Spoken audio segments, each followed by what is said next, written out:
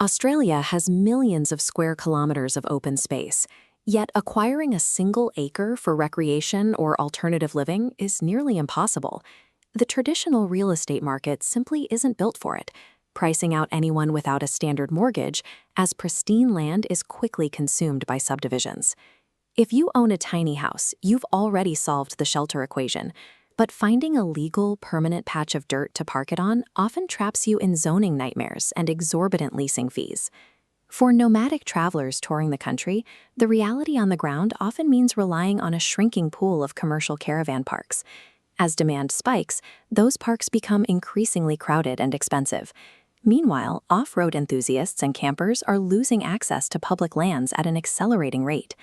Buying private acreage large enough to actually drive on or camp in isolation requires millions of dollars in upfront capital. These are entirely different lifestyles, but they share the exact same bottleneck.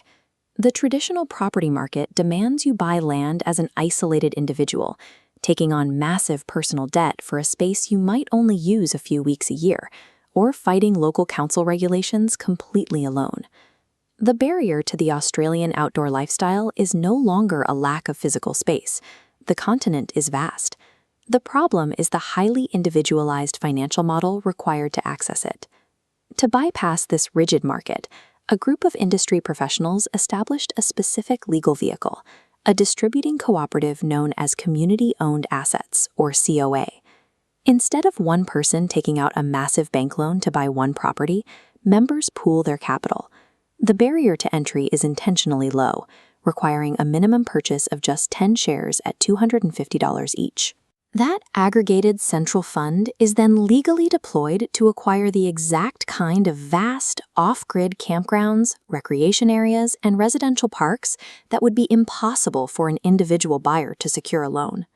Crucially, while the cooperative holds the actual deeds to the land in trust, the shareholders retain the functional rights of ownership and access to those properties. By separating the right to use the land from the burden of an individual mortgage, COA creates a closed-loop economy of scale exclusively for its shareholders. For a tiny house owner, this structure eliminates the zoning hunt. The cooperative creates dedicated, legally compliant parks where members can permanently plot their homes. Nomadic travelers can map their routes around properties where they are literal part owners, staying at short-stay COA properties without paying a single cent in nightly commercial fees. Off-road enthusiasts gain guaranteed permanent access to massive recreational acreage. Because the land is acquired collectively, members have a permanent right to ride and camp across the entire property. Maintaining these rights doesn't require running working bees or joining committees. The cooperative's rules define an active member simply as someone who reads the newsletter and uses a property, or attends a single event just once per calendar year.